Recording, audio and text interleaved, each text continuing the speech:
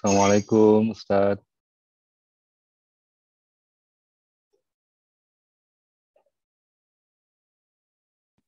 Waalaikumsalam warahmatullahi wabarakatuh. Mungkin bisa kita mulai aja ya, Ustadz. Ya, silakan. Assalamualaikum warahmatullahi wabarakatuh. Alhamdulillahirabbil alamin wassalatu wassalamu ala asrofil anbiya'i wal mursalin wa ala alihi wa sahbihi ajmain. Amma ba'du. Alhamdulillah malam ini kita bersama-sama berkumpul di Zoom meeting ini untuk mendengarkan kajian dari Ustadz Akmal Syafril, kajian yang continue kita lakukan tentang Sirah Nabawiyah. Hari ini merupakan kelanjutan dari kajian-kajian yang sebelumnya yang berjudul tentang menuntaskan tugas. Mudah-mudahan ini bukan yang kajian yang terakhir, tapi kajian episode terakhir dari sebelumnya dan mungkin kelanjutan berikutnya. Terima kasih. Silakan Ustadz memulainya. Assalamualaikum warahmatullahi wabarakatuh. Waalaikumsalam. Ya, alhamdulillah minasyaitonirrajim. Bismillahirrahmanirrahim. Assalamualaikum warahmatullahi wabarakatuh. Alhamdulillahirabbil alamin. Innal hamdalillah nahmaduhu wa nasta'inuhu wa nastaghfiruh wa na'udzu billahi min syururi anfusina wa min sayyiati a'malina. May yahdihillahu fala mudhillalah wa may yudhlil fala hadiyalah. Asyhadu an la ilaha illallah wahdahu la syarikalah wa asyhadu anna Muhammadan abduhu wa rasuluh la nabiyya ba'da. Allahumma shalli wa sallim wa barik ala Muhammad wa ala alihi wa sahbihi wa man tabi'ahum bil ihsan ila yaumiddin amma ba'd. Alhamdulillah segala puji dan syukur kita kehadirat Allah Subhanahu wa taala atas nikmat yang paling utama, nikmat iman dan Islam, nikmat ukhuwah, nikmat kesehatan dan kesempatan untuk berkumpul dalam kajian kita pada malam hari ini. Kita melanjutkan pembahasan kita dari yang 9 pertemuan kemarin, dan ini pertemuan terakhir ya untuk kajian Sirah Nabawiyah ini ya. Makanya judulnya juga menyempurnakan tugas gitu ya. Tentu saja seorang nabi tidak akan dipanggil pulang oleh Allah Subhanahu wa taala sebelum tugasnya sempurna. Ya, kemarin kita udah cerita sampai pada peristiwa Fatu Mekah gitu ya, dan sekarang kita akan lanjutkan dari Fatu Mekah sampai pada pastinya sampai pada wafatnya Rasulullah SAW. Ya. Saya akan share screen sebentar. Ya.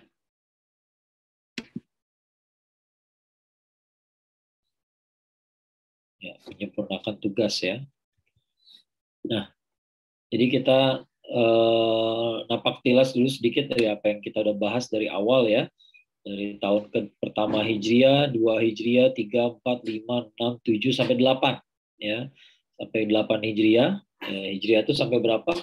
Rasulullah SAW wafat di tahun ke-10 Hijriah ya.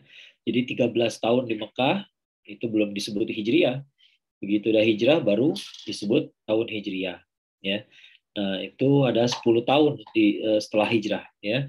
Jadi yang dihitung bukan lokasinya di Mekah atau Madinah, karena setelah tahun ke-8 Hijriah ini Rasulullah SAW udah menang di Mekah gitu ya, udah bisa balik ke Mekah, tapi tetap aja namanya fase Madaniyah ya, karena setelah hijrah gitu ya. Tahun pertama hijrah adalah ada peristiwa hijrah ke Yathrib atau ke Madinah gitu ya. Tahun kedua Hijriah ada peristiwa besar namanya Perang Badar. Ya, tahun ketiga ada pengusiran Bani Qainuqa dulu, ya, kemudian Perang Uhud, habis itu baru Perang Hamarul Asad. Ya. Tahun keempat ada 2 pembantaian di Ar-Raji dan pembantaian Bir Ma'unah, ada Perang Badar Sughra, ada pengusiran Bani Nadir. Ya. Tahun kelima ada Perang Ahzab, ada Perang Bani Quraizoh. Tahun keenam ada blokade terhadap Mekah ya, dari orang-orang Yamamah ya. Ada Perang Bani Mustalik, ada peristiwa Hadithul Ifk ya, fitnah terhadap Aisyah radhiyallahu anha. Ada peristiwa Rasulullah SAW pergi umroh tapi nggak diperbolehkan ya, dan kemudian ada peristiwa perjanjian Hudaibiyah ya. Perjanjian Hudaibiyah tahun 6 Hijriah, dan itu perjanjiannya untuk 10 tahun ke depan ya, tapi ternyata 2 tahun saja sudah dibatalkan ya, karena pelanggaran dilakukan oleh orang-orang Quraisy gitu ya. Lebih tepatnya Bani Bakar sih yang bikin kesalahan ya, tapi Bani Bakar ini kan sekutunya Quraisy, jadi ya sama aja ya. Tahun ke-7 Hijriah Rasulullah SAW sibuk mengirimkan utusan kepada para raja ya. Kemudian ada perang Khaybar, ada umrah qadha ya. Jadi umrah yang tahun ke-6 itu nggak jadi diganti di tahun ke-7 ya, sesuai perjanjian Hudaybiyah juga ya. Nah, tahun ke-8 ada peristiwa perang Mu'tah ya. Kemudian ada pengkhianatan Bani Bakar, dia memerangi Bani Khuza'ah, maka kemudian Rasulullah SAW bertindak mengalahkan orang-orang Quraisy, mengalahkannya tanpa perang. Ya, karena waktu itu umat Islam sudah sangat kuat, sangat banyak, jadi mereka nggak perlu perang pun Mekah itu bisa dikatakan sudah menyerah. Ya, ada sih perlawanan tapi sedikit sekali. Ya. Nah, bahkan pimpinan-pimpinan kota Mekah itu tokoh-tokohnya malah pada kabur ya. Kemarin kita udah bahas misalnya siapa anaknya Abu Jahal, Ikrimah bin Abu Jahal, gitu ya. Kemudian anaknya Umayyah bin Khalaf, Sofwan bin Umayyah, ya. Kemudian orang yang berunding bersama Rasulullah SAW di perjanjian Hudaybiyah, Suhail bin Amr, ya. Nah, itu 3 orang yang pada saat itu sangat ngetop lagi dari Mekah, ya. Tapi ternyata begitu Rasulullah SAW datang, mereka tiga-tiganya lari, gitu. Ya, tiga-tiganya lari. Yang pertama kembali Suhail bin Amr, ya, dia masuk Islam. Habis itu baru 2 lagi, gitu ya. Kalau 2 lagi ini nggak tahu siapa duluan, ya. Apakah Ikrimah duluan atau Sofwan duluan, gitu ya. Ikrimah dan Sofwan itu sama-sama anak dari musuh Islam, ya, sama-sama anak dari musuh Islam yang paling besar, yaitu Abu Jahal dan Umayyah bin Khalaf, ya. Tapi ternyata mereka bisa mendapatkan hidayah dan mereka jadi muslim yang baik, gitu, ya. Dan di kemudian hari dua-duanya ini mati syahid, ya. Suhail bin Amr juga mati syahid, ya. Jadi 3 orang tadi, gitu ya, 3 orang yang sangat memusuhi Rasulullah SAW, yang sampai menjelang Fatu Mekah pun masih pengen melawan, tapi ternyata setelah diperhitungkan kayaknya nggak sanggup, ya. Nah, 3 orang itu pada akhirnya mati syahid, gitu, ya. Nah, jadi kita nggak pernah tahu kondisi seseorang sampai dia menjumpai akhir hayatnya, gitu ya. Nah, ini juga logika yang dipergunakan orang, makanya banyak orang yang nggak mau menulis biografi seseorang sebelum dia meninggal, gitu ya. Kenapa? Karena ceritanya belum selesai. Ya, orangnya masih hidup bikin biografi judulnya biografi hidup seorang dai misalnya, gitu ya. Tahu-tahu meninggalnya nggak jadi dai, tahu-tahu meninggalnya jadi murtad misalnya, gitu kan, nggak bagus, gitu ya. Ya, makanya kalau biografi itu bagusnya untuk orang yang sudah nggak ada aja, ya. Udah jelas hasil akhir ceritanya gimana, kesimpulannya gimana, kita bisa bikin penilaian, ya. Nah, ini sampai tahun ke-8 Hijriah inilah yang terjadi, ya. Fatu Mekah terjadi tahun ke-8 Hijriah, ya. Selesai setelah Fatu Mekah nggak ada masalah lagi, masih ada masalah, masih terjadi perang Hunain, ya. Dan perang Hunain ini lumayan berat sekali, gitu ya. Kenapa? Karena ini peristiwa lain di mana setelah perang Uhud kita masih kalah juga, ya. Sebenarnya Hunain ini bukan kalah tapi hampir kalah, ya. Hampir kalah, sempat blunder, ya. Jadi setelah Fatu Mekah masih ada beberapa kabilah yang menolak kepemimpinan Rasulullah SAW, ya, diantaranya Bani Hawazin dan Bani Thaqif. Bani Thaqif itu yang dari Taif, ya. Nah, di bawah kepemimpinan seseorang namanya Malik bin Auf, mereka menggabungkan kekuatan, berkumpul di suatu wilayah namanya Hunain, ya. Hunain itu dekat dengan kota Mekah, ya. Nah, mendengar rencana makar tersebut, Rasulullah SAW mengutus Abu Hadrat, ya, radhiyallahu anhu, sebagai mata-mata di dalam barisan musuh. Jadi ini unik, gitu ya. Jadi dalam barisan musuh itu ada sahabat Rasulullah SAW, gitu. Ya, itu menarik sekali, gitu ya. Jadi ini kalau kita mengikuti uraian saya dari awal tentang perang-perang, gitu ya, kita akan lihat bahwa Rasulullah SAW itu selalu punya misi intelijen, ya, selalu punya wawasan intelijen yang sangat bagus lah, ya. Jadi perang tuh nggak jujur-jujur aja, gitu ya, nggak buka-bukaan aja, gitu ya, tapi ada banyak tipu dayanya, ya. Ini terjadi pada awal bulan Syawal tahun 8 Hijriah. Fatu Mekah kemarin itu bulan Ramadan, ya. Jadi ada sebuah riwayat yang menceritakan bahwa ketika Fatu Mekah itu di perjalanan menuju Mekah, ya, dari pinggir kota Mekah masuk ke kota Mekah itu Rasulullah SAW dalam keadaan tidak sahur, ya, karena memang waktu itu bersiap untuk jihad, ya. Kalau mau jihad kita rusuhnya nggak perlu sahur, gitu ya. Dan kemudian ada juga riwayat yang menceritakan bahwa Rasulullah SAW dapat berita ada beberapa orang yang tetap sahur, ya. Maka Rasulullah SAW mengatakan mereka bermaksiat, ya, bermaksiat. Jadi ketika kita lagi jihad lalu kita saum itu malah maksiat jadinya, ya, karena tidak mengambil keringanan dari Allah Subhanahu wa taala, ya. Bulan Syawal 8 Hijriah Rasulullah SAW berangkat dari Mekah bawa 12.000 orang pasukan, lihat ya. Dulu waktu perang Badar 300-an, perang Uhud ya kita bisa punya lebih banyak lagi 1.000 orang gitu ya.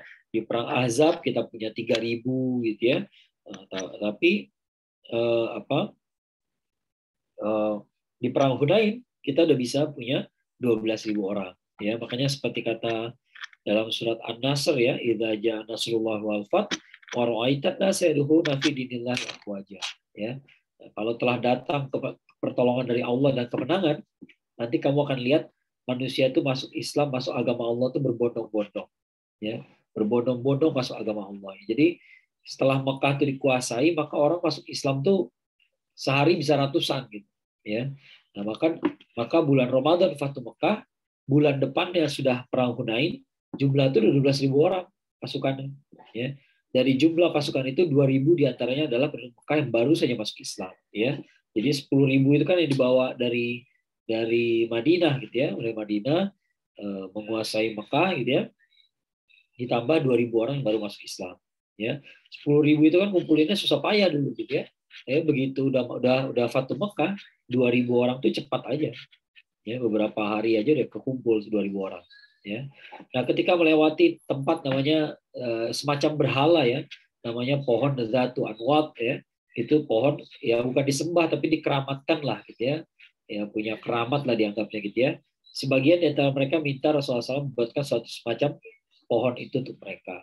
Ya, jadi mereka minta supaya mereka dikasih Zatu Anwat juga pada mereka gitu ya. Padahal dia baru masuk ya, karena baru masuk Islam makanya permintaannya kayak begitu ya. Maka Rasulullah SAW menegur mereka gitu ya, kalian jangan kayak umat Nabi Musa alaihissalam baru diselamatkan dari kejaran Firaun sampai ke negeri seberang lautan, lihat orangnya berhala, minta berhala juga gitu ya. Padahal baru aja ngelihat laut dibelah ya. Nah, karena banyaknya jumlah pasukan kaum muslimin, sebagian di antara mereka sampai mengatakan bahwa mereka nggak mungkin kalah. Nah, ini sumber masalah ya, takabur itu sumber masalah. Ya, takabur itu sumber masalah. Saya ingat banget nih, dulu waktu SEA Games di Chiang Mai ya di Thailand ya. SEA Games di Chiang Mai itu pertama kalinya orang Indonesia punya slogan kita pasti menang. Ya, dan justru saat itulah kita nggak menang dan setelah itu kita hampir nggak pernah menang lagi. Ya, nah, jadi memang takabur itu nggak ada gunanya gitu ya, sombong itu nggak ada gunanya, nggak ada, bahkan mengundang musibah, bisa dikatakan mengundang azab Allah gitu ya. Nah, jadi kita nih walaupun kita di jalan yang benar, kita beriman, kita membela yang benar, tapi kalau kita sombong ya rusak juga ya.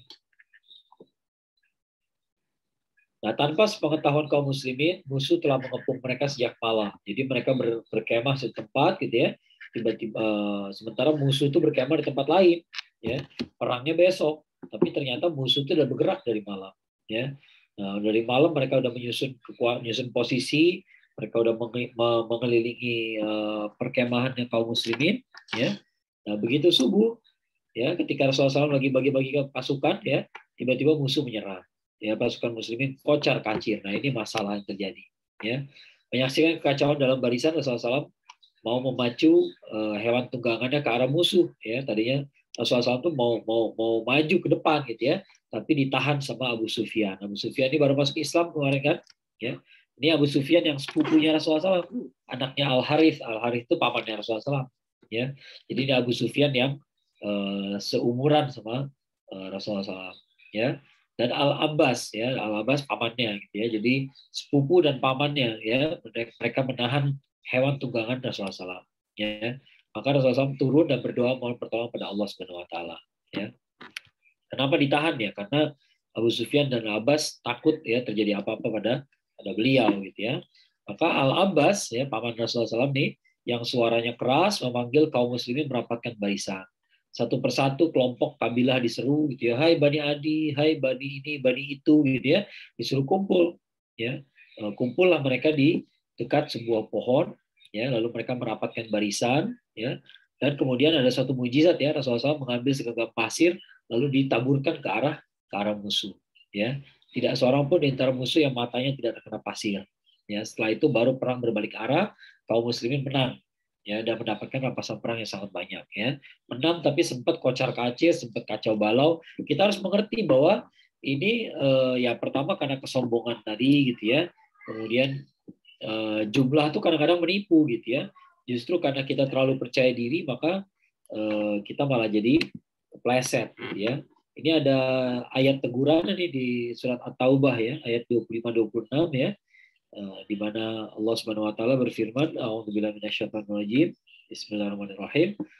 Laqad nasarakumullahu fi mawatina katsirah wa yauma Hunain idz a'jabatkum kathratukum falam tughni 'ankum syai'an wa dhaqat 'alaikumul ard bima rahubat thumma wallaitum mudbirin. Ya. Thumma anzalallahu sakinata ala rasulih wa ala al-mu'minina wa anzala junuda lam taruha wa 'adzabal ladzina kafaru wa dzalika jazaa'ul kafirin. Subhanallah, ya. Jadi sungguh Allah telah ngasih pertolongan gitu ya. Allah telah mengasih pertolongan kepada kaum mukminin ya dengan di banyak medan perang ya, di banyak medan ya, di banyak tempat Allah tuh dikasih pertolongan ya. Tapi ingat juga lah kaum perang Hunain, wa yauma Hunain ya, dan ingatlah harinya Hunain gitu ya, hari ketika terjadinya perang Hunain ya. Idz a'jabatkum kathratukum ya, ketika membuatmu kagum jumlahmu yang banyak itu ya. Jadi jumlah yang banyak itu membuat kamu merasa kagum gitu ya. Ujub itu kan kagum ya, apa mengagumi diri sendiri gitu ya. Nah, maka kita merasa tidak akan dikalahkan ya. Tapi itu sama sekali nggak berguna. Kemudian wadaqat 'alaikumul ard ya, dan Allah sempitkan bumi untuk kamu ya. Kemudian kamu lari ke belakang tunggang langgang ya. Tsumma anzalallahu sakinatahu ala rasulih ya, sampai ketika Allah turunkan sakinah, rasa ketenangan ya, rasa ketenangan kepada rasulnya ya, dan kepada wa'alal mu'minin, dan orang-orang beriman ya. Wa anzala junudan lam tarauha wa anzabal ladzina kafaru ya, dan Allah menurunkan tentaranya ya untuk menghukum orang-orang kafir, kurang lebihnya begitu ya. Wa dzalika jazaa'ul kafirin, dan itulah balasan ya bagi orang-orang kafir ya. Jadi Allah tuh udah nolong kita di banyak perang gitu ya, tapi ingat juga perang Hunain gitu, ya. Nah, tadi perang Hunain itu masalahnya adalah jumlah kita yang banyak itu membuat kita terlena ya, membuat kita jadi nggak waspada lagi gitu ya. Berbeda banget kayak dulu di perang Badar 3-1 ya, kita 1 mereka 3 gitu ya. Di perang Uhud juga begitu rasionya ya. Di perang Ahzab lebih besar, lebih kecil lagi ya, lebih jauh lagi perbandingannya ya. Di perang Mu'tah yang paling parah dia 3.000 melawan 200.000 ya, 1:70 orang ya, 1 orang harus mengalahkan 70 orang ya. Tapi justru kayak begitu bisa dilalui dengan baik ya. Jadi kadang-kadang kita ini merasa percaya diri, dan itu percaya diri yang nggak beralasan gitu ya, dan itu justru jadi awal malapetaka buat kita ya. Ini pengalaman yang dialami oleh para sahabat ya. Beres perang Hunain ya, perang Hunain, maka ada perang Taif ya. Sebagian di antara musuh yang lari dari Hunain melarikan diri ke Taif, karena kan tadi kan kabilahnya Bani Hawazin dan Bani Thaqif. Bani Thaqif itu emang asalnya dari Taif ya. Jadi mereka tertekan di Hunain ya, mereka lari kemana ya, ke Taif lah ya. Nah, karena itu Rasulullah SAW segera mengerahkan pasukan mengepung benteng Taif. Pengepungan berlangsung cukup lama, sampai sebulan ya. Untuk mengendurkan semangat musuh, Rasulullah SAW merintahkan penebangan dan pembakaran pohon-pohon anggur milik warga Taif. Jadi di luar benteng itu ada kebun anggur, kebun itu dibakar sama Rasulullah SAW ya. Sampai akhirnya warga Taif memohon supaya Rasulullah SAW berbelas kasihan ya, dan beliau mengabulkan permohonan itu ya. Kenapa dikabulkan juga gitu ya? Karena justru pengen menunjukkan bahwa Rasulullah SAW itu nggak punya niat jelek gitu sebenarnya gitu ya. Nah, ada sekitar 20 orang keluar dari benteng masuk Islam bergabung dengan kaum muslimin. Ya, setelah itu Rasulullah SAW merintahkan menghentikan pengepungan dan kembali ke Mekah ya. Kenapa berhenti? Karena ada nasihat dari seseorang gitu ya. Ada nasihat dari seseorang. Ini orang-orang Taif ini ngejebol benteng mereka tuh sulit gitu ya. Tapi kalau kita tinggalin aja mereka ini nggak bakal bikin masalah gitu ya. Karena Taif itu tempat yang sangat subur. Mereka kalau bisa nggak perang sih nggak bakal mau perang mereka. Ya udah nyaman lah tinggal di situ gitu ya. Nah, jadi mereka nggak bakal mau perang. Bahkan dengan pemberian ampun kayak begini ya, maka orang-orang Taif itu bahkan lebih tersentuh hatinya justru ya. Jadi mereka merasa oh kita salah kayaknya ini Muhammad gak jahat rupanya gitu ya. Maka di kemudian hari benar akhirnya banyak masuk Islam ya. Nah, jadi masalah Hunain selesai, masalah Taif selesai. Nah, perang Hunain dan perang Taif itu jaraknya langsung. Jadi begitu selesai di Hunain langsung berangkat ke Taif gitu ya. Nah, oleh karena itu belum ada pembagian ghanimah. Nah, begitu selesai masalah Taif, baru ada pembagian ghanimah. Ya, nah, dikumpulkanlah ghanimah-ghanimahnya. Ghanimah itu rampasan perang ya, harta benda, senjata, baju besi, ya, semua dikumpulin. Para tawanan juga dikumpulin. Ya, para tawanan itu biasanya perempuan gitu ya. Perempuan dikumpulkan jadi budak gitu ya. Nah, tapi di antaranya ada orang namanya Asyaimah binti Al-Harith. Al-Harith ini bukan Al-Harith paman Rasulullah SAW, tapi Al-Harith itu adalah suami dari Halimah ya, Halimah Sa'diyah, perempuan yang menyusui Rasulullah SAW dulu ya. Jadi Asyaimah itu adalah saudari sepersusuan Rasulullah SAW ya. Jadi mahram gitu ya. Nah, ditanya si Syaimah ini bilang saya ini saudara kamu gitu ya. Saya saudara Rasulullah. Kata para pengawal Rasulullah SAW, masa iya gitu ya? Emang Rasulullah SAW punya saudara gitu ya? Nah, ketika dibawa ke depan, ya di hadapan Rasulullah SAW gitu ya, baru si Syaimah ini mengatakan, saya ini saudari sepersusuan kamu, nama saya Syaimah, saya itu anaknya Al-Harith dan Halimah. Ya, nah, Rasulullah SAW begitu dengar kayak begitu, ya bertanya ada tandanya apa enggak? Karena udah lama sekali nggak ketemu. Ya, ada tandanya apa enggak? Dikasih lihat tandanya ada di tangan. Ya, di tangan tuh ada tanda. Ini lucu juga nih, ada tanda bekas gigitan Rasulullah SAW. Jadi Rasulullah SAW waktu kecil itu ya karena lagi nakal barangkali gitu ya, lagi dijagain sama kakaknya ini gitu ya. Namanya juga anak kecil gitu, digigit gitu ya. Ternyata berbekas. Ya, gitu dilihat bekasnya, oh iya benar ini kakak saya gitu ya. Kemudian Asyaimah masuk Islam ya. Lalu Asyaimah itu ditawarkan mau tinggal bareng kita, mau ikut bareng kita, apa mau balik ke kaumnya. Dia kan Bani Hawazin gitu ya. Asyaimah bilang saya mau pulang aja nggak apa-apa. Ya akhirnya dipulangkan ya kepada kaumnya, kepada suaminya gitu ya. Setelah perang Taif, harta rampasan perang dari Hunain baru dibagi-bagikan. Rasulullah SAW memberikan hampir seluruh harta rampasan perang itu kepada orang-orang Mekah yang baru masuk Islam. Ya, hampir semuanya dikasih kepada orang yang baru masuk Islam. Bayangkan ya, ada 12.000 pasukan, 2.000 yang baru masuk Islam. Ya, yang 10.000 orang yang sudah berjuang bersama Rasulullah SAW dari Madinah.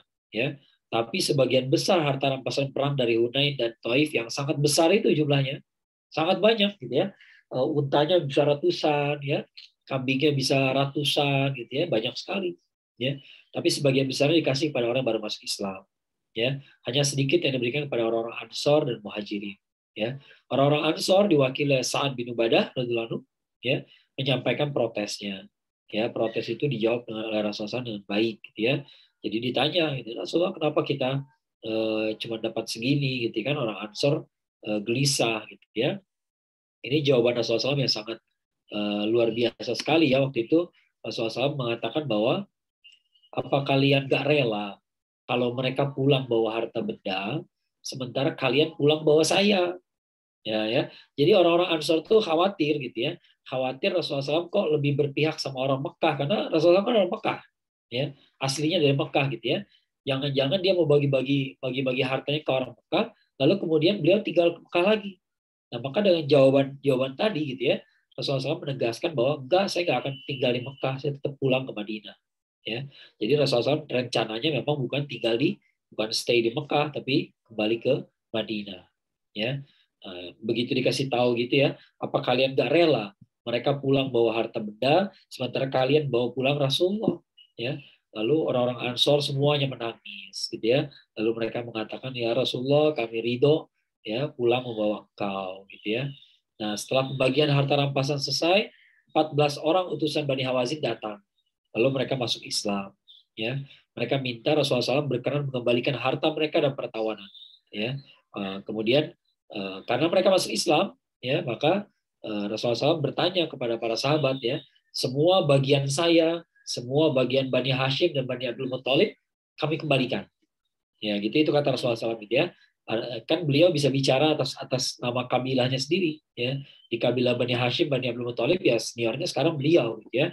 Nah, beliau bisa mengatakan pokoknya semua jatahnya Bani Hashim, Bani Abdul Muthalib kami kembalikan kepada Bani Hawazin, ya. Kalau yang lain saya nggak punya kuasa, ya, nggak punya kuasa, tinggal ditanya aja ke masing-masing. Tapi para sahabat itu begitu melihat begitu melihat Rasulullah SAW mengembalikan semua rampasan perang, gitu ya, maka semua tawanan dibebaskan.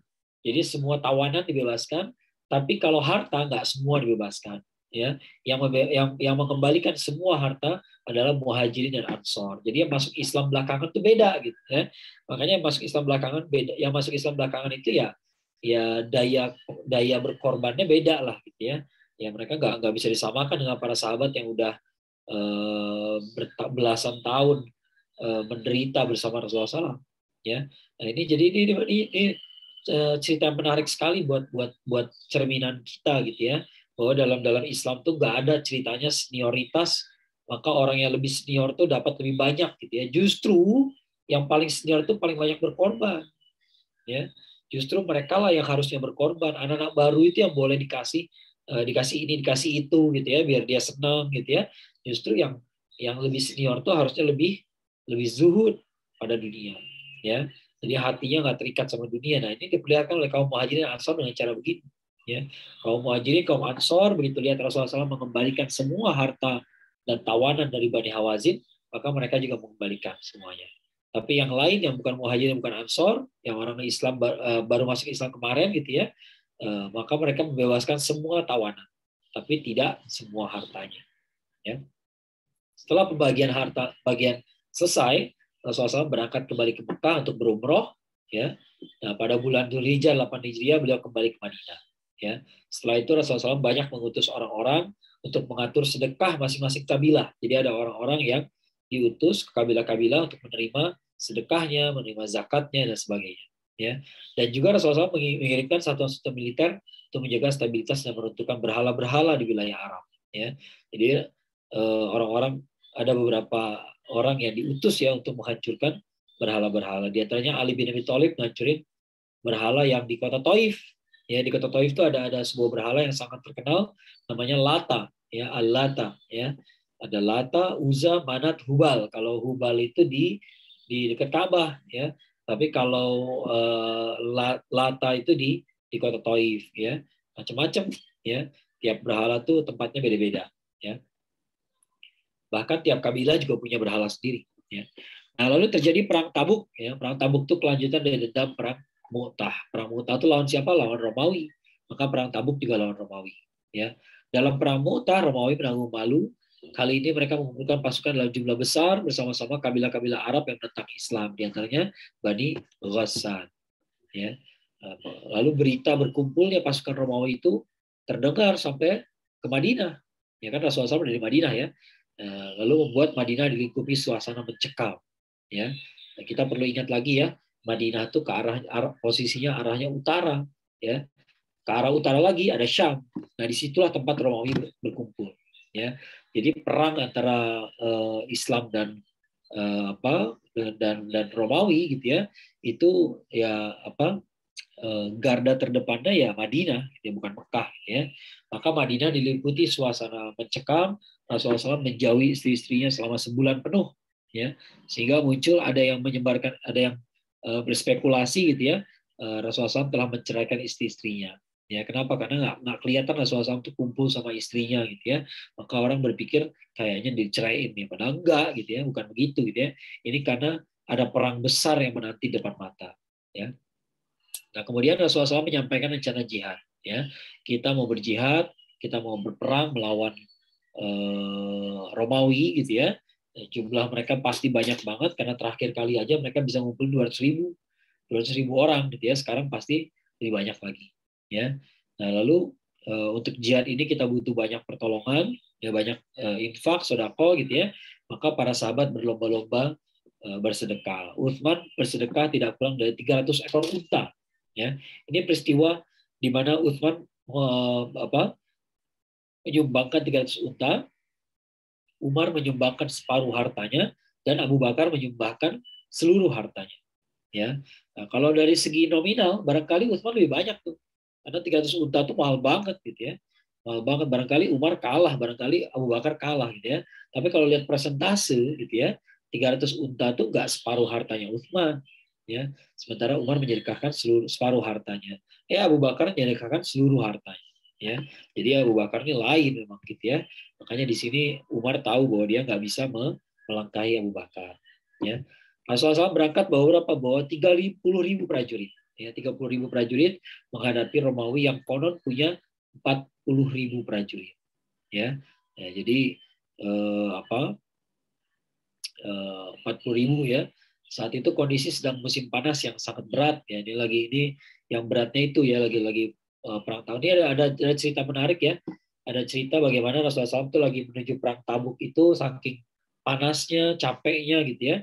Maka setiap pasukan itu boleh apa istilahnya ngemut kurma gitu. Jadi sambil jalan sambil ngemut kurma ya supaya ada tenaganya ya karena itu panas sekali dan penderitaannya besar sekali gitu untuk berjalan pada saat itu ya. Nah sampai di Tabuk justru pasukan Romawi yang ketakutan. Mereka berpencar-pencar, tidak melancarkan serangan. Kabilah-kabilah Arab di perbatasan Arab Syam satu persatu menangkap perjanjian damai dan Rasulullah SAW menerimanya. Ya, ini kayaknya tadi ada kesalahan ya, bukan 40.000 kali ya, 400.000 kayaknya ini saya salah masukin ya. Kurang 0 itu fatal ya. Kurang 0 itu fatal karena sebelumnya aja udah 200.000 gitu, kan mungkin sekarang 40.000 ya. Pada bulan Ramadan 9 Hijriah Rasulullah SAW sudah kembali ke Madinah lagi. Beliau memerintahkan perubuhan Masjid Diror ya. Jadi waktu itu ada masjid yang didirikan oleh orang-orang munafik ya. Orang munafik tiba-tiba bikin masjid di sekitar Madinah gitu ya. Nah, kelihatannya kan bagus kayaknya bagus dong, semakin banyak masjid semakin bagus. Tapi kan ini sumber perpecahan gitu ya. Terlalu banyak masjid tuh nggak bagus gitu ya. Akhirnya orang tuh nggak kumpul satu tempat gitu ya. Nah, beliau juga memberikan hukuman pada 3 orang yang tidak ikut berjihad dan tidak punya uzur, yaitu ini peristiwanya Ka'ab bin Malik, ya Ka'ab bin Malik, Murarah bin Rabi dan Hilal bin Umayyah, ya mereka diampuni setelah turunnya ayat ke-118 dari surat At-Taubah, ya peristiwa Ka'ab bin Malik ini juga menarik, ya jadi dia bukan yang nggak mau pergi jihad, gitu ya, tapi dia pas mau pergi jihad ternyata ada yang kurang, ada kekurangan, gitu ya, ada kurang bekal, dia kumpulin dulu bekalnya. Pas mau berangkat masih ada yang kurang, dia kumpulin lagi. Tahu-tahu udah melewat berhari-hari. Ya pasukan Rasulullah SAW udah jauh perginya gitu ya, udah nggak bisa disusul lagi. Kalau sehari masih bisa disusul, kalau udah berhari-hari udah susah. Akhirnya nggak jadi berangkat. Ya tahu-tahu udah pulang. Begitu udah pulang, 3 orang ini langsung datang pada Rasulullah SAW ngaku kami salah gitu ya. Kami sebenarnya nggak punya uzur. Ya kalau yang lain kan uzur sakit misalnya gitu ya, atau ada punya orang tua yang harus diurus misalnya gitu ya. Nah, tapi yang 3 ini nggak punya uzur, ya mereka ngaku salah. Hukuman dari Rasulullah SAW adalah dikucilkan, ya. Jadi nggak boleh ada yang berkomunikasi sama mereka, berdagang sama mereka, ya. Dan kemudian yang diperbolehkan berhubungan sama mereka hanya istri-istri mereka saja, ya. Itu pun hanya sebatas melayani kebutuhannya saja, ya. Dan kemudian ada cerita menarik, Ka'ab itu ketika 40 hari dia di boikot bisa dikatakan gitu ya, di boikot lah bisa dikatakan gitu, oleh teman-temannya gitu ya, atas perintah Rasulullah SAW, ya dia diasingkan gitu ya, maka dia pindah ke sebuah rumah kecil gitu ya di puncak bukit di kota Madinah. Ya, jadi dari kota Madinah tuh kelihatan kalau dari Masjid Nabawi itu ada sebuah bukit, saya lupa namanya, bukit apa ya. Di atas bukit situ, ya dia bikin rumah kecil di situ dan tinggal di situ. Ya, nah yang menarik adalah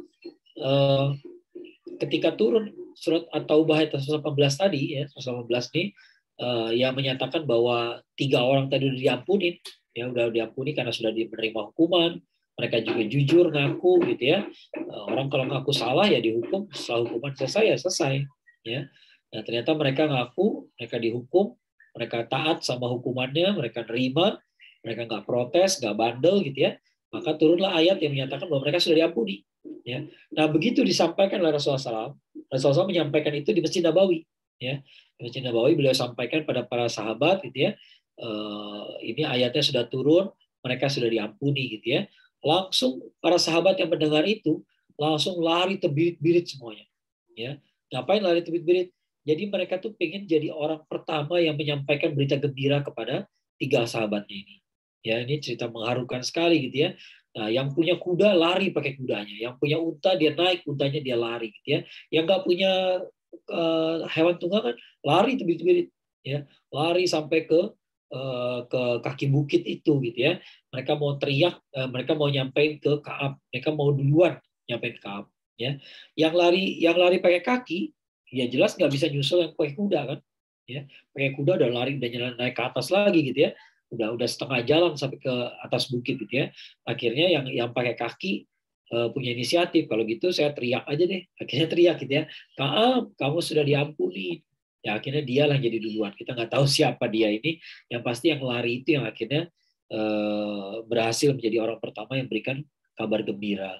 Ya, Ka'ab akhirnya dapat kabar gembira bahwa mereka diampuni, gitu ya. Dan itulah para sahabat berlomba-lomba. Jadi ketika disuruh mengasingkan, ya maka mereka juga taat gitu. Ya, langsung mereka nggak ada yang ngomong sama Ka'ab. Walaupun mereka sayang, walaupun mereka sedih ngelihat Ka'ab digituin, tapi itulah hukuman. Ya, maka mereka taat sama perintah Rasulullah SAW. Ya, dan begitu Rasulullah SAW memerintahkan menyatakan pengampunan pada Ka'ab, mereka juga yang paling bersemangat untuk menyampaikan kepada Ka'ab dan kawan-kawan ini. Ya, itu kisah yang luar biasa sekali, gitu ya. Tahun 9 Hijriah ini Najasyi wafat, ya rajanya Habasyah itu ya, yang udah masuk Islam. Ya, begitu dengar Najasyi wafat, Rasulullah SAW merintahkan sholat gaib. Ya, nah, jadi fix bahwa Najasyinya Najasyi itu gelar ya. Najasyi itu gelar seorang raja di Habasyah itu ya. Najasyi itu memang pada saat yang memerintah pada saat Rasulullah SAW ada itu ya adalah seorang Muslim. Ya. Ummu Kulthum putri Rasulullah SAW juga wafat. Ummu Kulthum adalah putri kedua beliau yang dinikahkan dengan Utsman bin Affan. Ya, jadi dulu Utsman itu dinikahkan dengan Ruqayyah wafat. Lalu Rasulullah SAW menikahkan beliau dengan putrinya yang lain, Ummu Kulthum. Ya, makanya Utsman itu disebut Dzu Nurain, ya, pemilik 2 cahaya. Ya, 2 cahaya itu apa? Dia satu-satunya manusia yang menikahi 2 putri Rasulullah SAW. Ya, jadi Utsman itu gak sembarangan, bukan orang kaleng-kaleng ya, jangan dibilang dia ini nepotisme atau apa segala macam gitu ya. Itu orang-orang orang-orang Syiah dan orientalis yang ngomong kayak begitu ya. Semua tahu Utsman itu orang soleh, orang baik banget. Kalau nggak baik banget nggak bakal Rasulullah SAW menikahkan putrinya 2 orang kepada beliau. Ya, sampai-sampai beliau ngomong lagi pada Utsman gitu ya, kalau saya punya putri satu lagi saya nikahin sama kamu lagi. Ya gitu ya. Nah di bulan Dzulqa'dah Rasulullah SAW perintahkan Abu Bakar mimpin ibadah haji. Ya, jadi ada ibadah haji di tahun ke-9 Hijriah. Ya. Nah, tahun ke-10, jadi ibadah haji yang pertama justru Rasulullah SAW nggak ikutan. Ya, itu fakta yang menarik. Ya. Tahun 9 Hijriah, yang berangkat ibadah haji itu adalah Abu Bakar justru. Ya. Tahun 10 Hijriah, Rasulullah SAW melepas kepergian Mu'adz bin Jabal ke Yaman. Ya. Nah, untuk apa? Untuk jadi dai gitu ya, untuk jadi guru ngajinya orang Yaman gitu ya. Nah, Mu'adz bin Jabal itu dikirim, itu loh yang cerita Mu'adz yang dikasih wejangan gitu ya, jangan bersikap keras gitu ya. Kalau kamu harus mutusin satu masalah, putuskan dengan solusi yang paling ringan gitu ya. Dan juga ada sebuah hadis yang sebenarnya tapi agak dipermasalahkan sih ya. Rasulullah SAW bertanya pada Mu'adz, kalau kalau kamu menemukan satu masalah, lalu jawabannya nggak kamu temukan dalam Quran, nggak temukan dalam hadis, terus bagaimana? Ya, kata Rasulullah, kata Mu'adz, saya akan beristihad. Ya, nah, tapi hadis ini dianggap bermasalah. Ya, apa? Yang pasti tahun 10 itu betul-betul Mu'adz itu dikirim ke Yaman untuk berdakwah, ya, karena orang Yaman udah banyak masuk Islam, tapi belum ada gurunya. Ya, maka dikirimlah Mu'adz. Tapi Rasulullah SAW sempat bilang gini ke Mu'adz, wahai Mu'adz, boleh jadi engkau tidak akan bertemu aku lagi sesudah tahun ini. Ya, gara-gara ucapan itu maka Mu'adz menangis, gitu ya. Sedih lah, siapa yang nggak sedih, gitu ya. Nah, pada bulan Dzulqa'dah beliau berangkat haji, diikuti ribuan umat Muslim. Yalah, kalau Rasulullah SAW bilang saya mau naik haji, siapa yang nggak mau ikutan? Ya. Di padang Arafah, Rasulullah SAW menunggangi untanya Al-Qaswa, berkumpul bersama lebih dari 120.000 orang Muslim di sana. Dan 120.000 lagi. Ya. Jadi kemarin pasukannya 30.000, sekarang sudah 120.000. Ya. Nah, di padang Arafah itu di mananya? Di Jabal Rahmah. Ya, jadi kalau yang udah pernah ke pernah naik haji atau umroh, lihat Jabal Rahmah. Nah, di kaki bukitnya itu Rasulullah SAW menunggang untanya, kemudian berorasi, ya, berpidato. Pidato ini sudah sering dibahas orang sih ya. Beliau mengatakan intinya ya jagalah keluarga kalian, jagalah ikatan silaturahim dan sebagainya gitu ya. Jadi semua terkesan betul-betul terasa kesan bahwa ini adalah wasiat. Ya. Di padang Arafah Rasulullah SAW mulai khutbahnya dengan kata-kata, wahai sekalian manusia, dengarkanlah perkataanku. Aku tidak tahu pasti, boleh jadi aku tidak akan bertemu kalian lagi setelah tahun ini. Ya. Setelah pidato itu turunlah surat Al-Maidah ayat 3, ya. Dan kemudian beliau membacakannya. Setelah itu tuh nggak tahu setelah itu banget atau beberapa hari sudah itu kita nggak tahu ya. Yang pasti turunlah surat An-Nasr, ya. Idza jaa nasrullah wal fath wa ra'aitan nasa yadkhuluna fi dinillahi afwaja fasabbih bihamdi rabbika wastaghfir innahu kana tawwab. Ya. Kalau telah datang pertolongan Allah dan telah datang kemenangan, kamu lihat orang masuk Islam, masuk agama Allah dengan berbondong-bondong, ya. Fasabbih bihamdi rabbika wastaghfir, dan bertasbihlah, bertahmidlah, dan beristighfar lah gitu ya, minta ampun lah gitu ya, dan kepada Allah lah tempat sebaik-baiknya kembali, ya.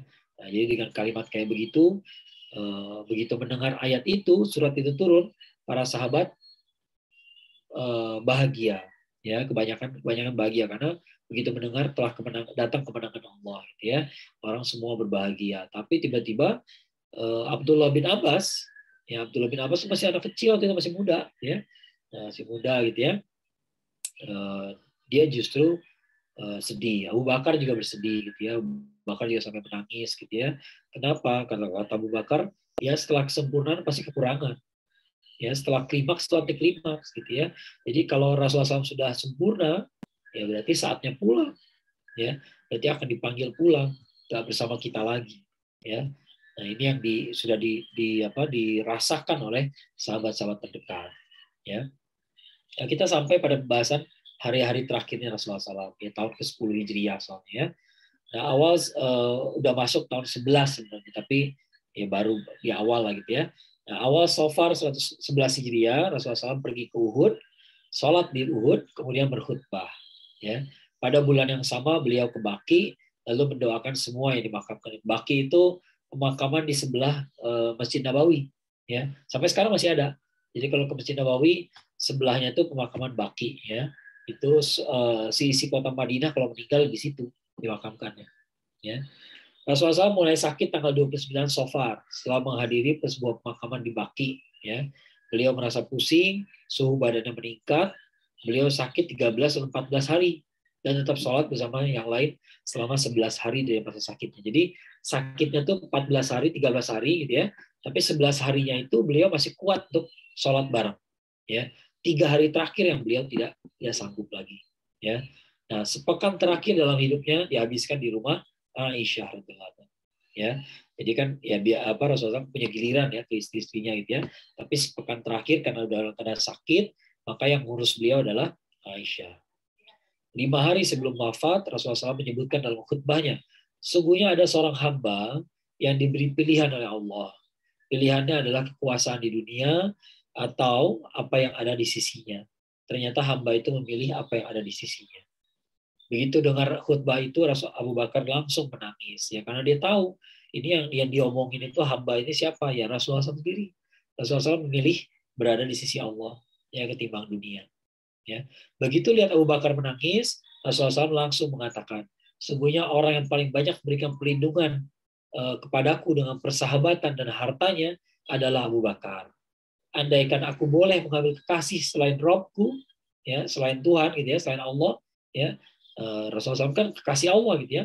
Kalau aku boleh ngambil kekasih lain, pasti aku akan ambil Abu Bakar sebagai kekasih. Tetapi ini adalah persaudaraan karena Islam dan kasih sayang. Semua pintu menuju masjid harus ditutup kecuali pintunya Abu Bakar, ya. Jadi ada pintu di Masjid Nabawi sampai hari ini juga ada tuh pintu Abu Bakar, gitu ya. Dan itu pintu yang nggak pernah ditutup, ya. Kalau yang lain sekali-sekali tutup, ya ada waktunya tutup. Tapi pintunya Abu Bakar tidak, ya. 4 hari sebelum wafat, Rasulullah SAW sudah tidak sanggup lagi mengimami sholat, memerintahkan agar Abu Bakar menggantikannya, ya. 2 hari sebelum wafat, Rasulullah SAW datang ke masjid untuk sholat, ya, karena sakitnya terasa agak ringan, ya. Lalu beliau minta didudukkan di sebelah Abu Bakar. Jadi Abu Bakar itu tadinya begitu lihat Rasulullah SAW datang, ya, maka ya Abu Bakar pasti persilakan, gitu ya. Ya, silakan jadi imam. Tapi ternyata Rasulullah SAW nggak mau, ya. Maka beliau didudukkan, ya, di sebuah kursi, ya, duduk di kursi di sebelah Abu Bakar, ya. Sementara Abu Bakar tetap jadi imam sholat. Jadi 3-4 hari terakhir itu tetap imamnya adalah Abu Bakar. Sempat ada perdebatan juga, ya, pernah dengar kan ceritanya, ya, Rasulullah SAW memerintahkan ketika beliau nggak sanggup lagi datang ke masjid, ya, beliau mengatakan pada Aisyah, tolong kasih tahu ke orang-orang imam sholat mereka itu Abu Bakar, ya. Yang ngebantah malah Aisyah sendiri, gitu ya, bukan yang bantah sih, ya protes lah, gitu ya. Kata Aisyah, tapi ayah saya tuh gampang nangis. Kalau baca Quran pasti nangis. Kalau jadi imam sholat udah pasti nangis. Nanti sholatnya jadi lama, gitu ya, atau jadi nggak lancar. Tapi kata Rasulullah SAW, pokoknya Abu Bakar imamnya, ya. Nah, maka di hari-hari terakhir Abu Bakar jadi imam. Walaupun di hari ketika Rasulullah SAW merasa badannya agak enakan, gitu ya, bisa sholat, tapi tetap imamnya Abu Bakar, ya. Nah, di hari terakhir Rasulullah SAW, waktu mau melaksanakan sholat subuh, Rasulullah SAW sempat menyibak tabir dari rumah Aisyah. Jadi kan gini, ya, ini Masjid Nabawi, ya. Masjid Nabawi itu rumah Aisyah itu nempel sama Masjid Nabawi, ya. Lalu ada pintu yang langsung dari rumah Aisyah itu langsung masuk ke masjid, gitu, ya. Nah, Rasulullah SAW itu pintunya itu cuma tabir doang, jadi kain aja, gitu ya. Maka Rasulullah SAW itu duduk di situ, ya.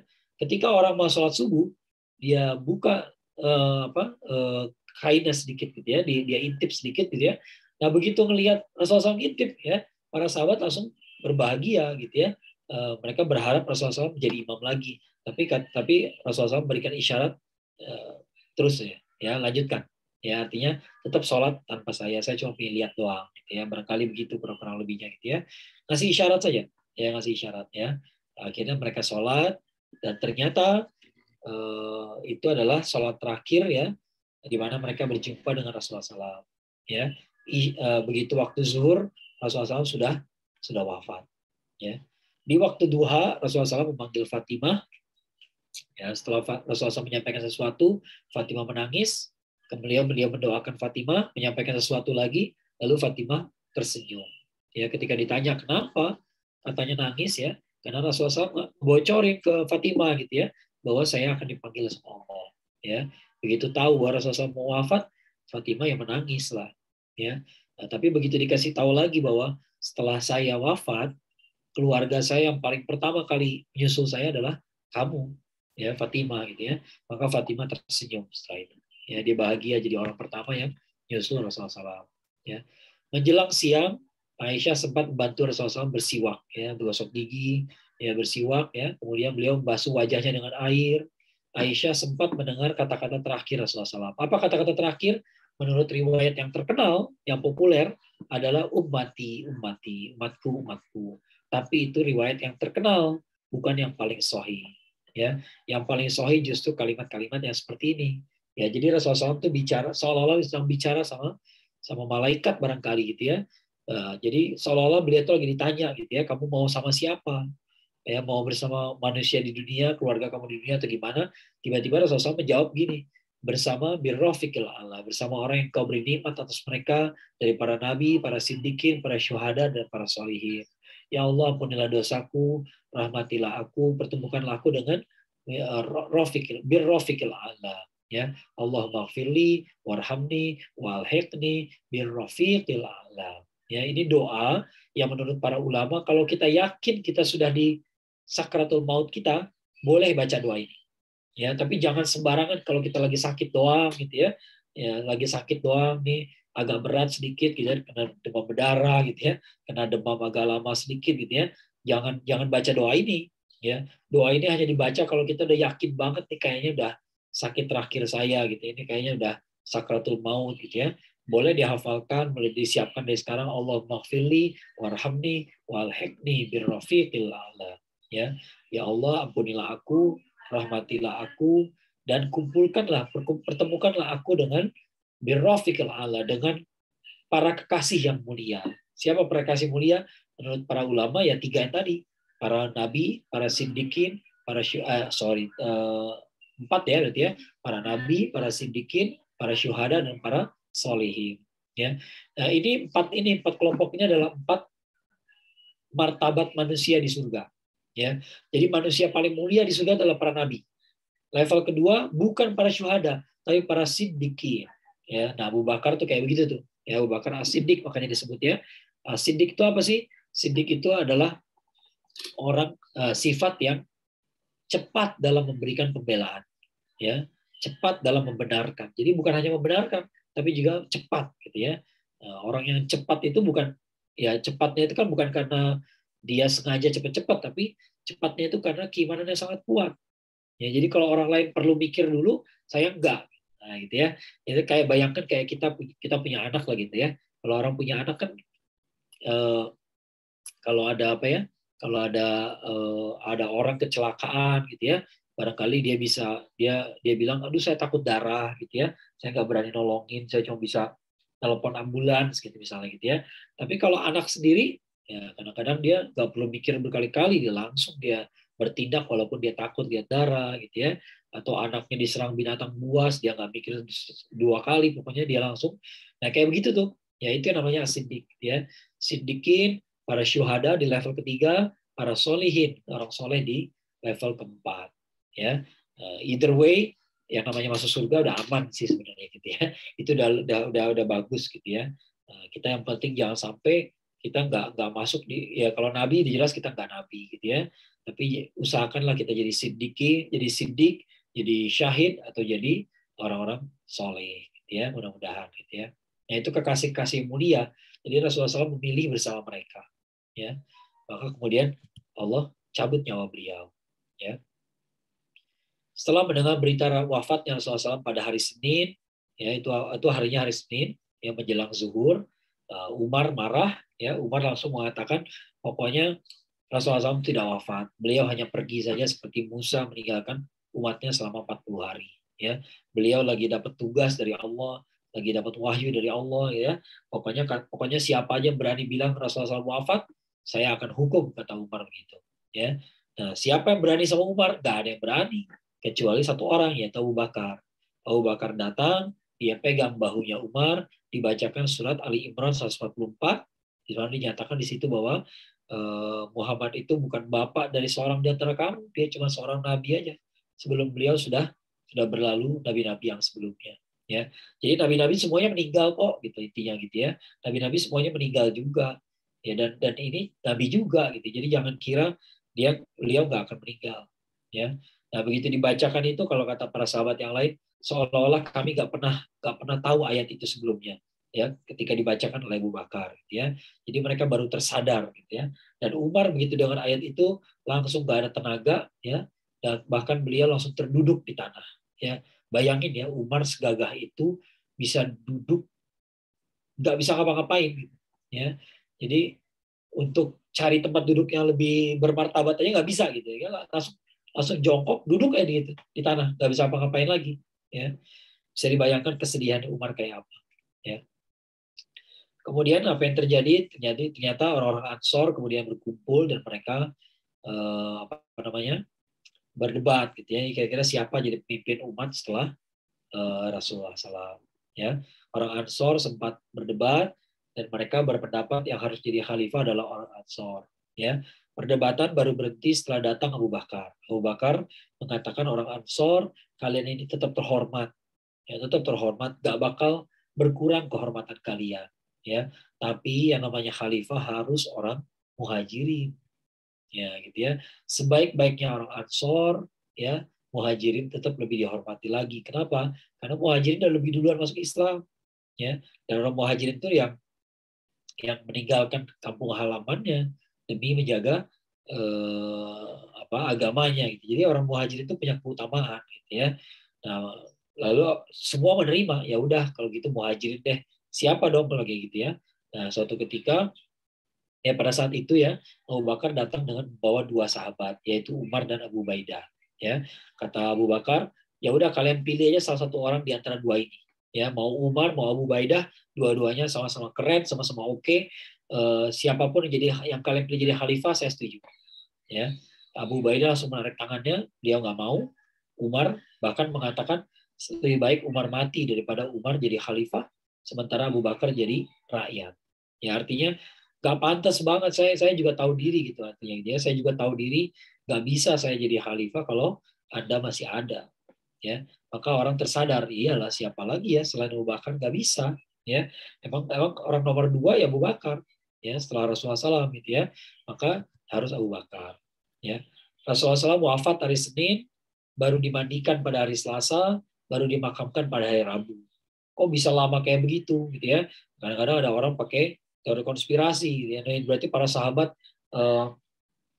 berebut kekuasaan atau gimana gitu ya? Enggak, itu debatnya nggak sampai sehari-hari amat gitu ya. Itu debatnya nggak sampai seharian gitu ya.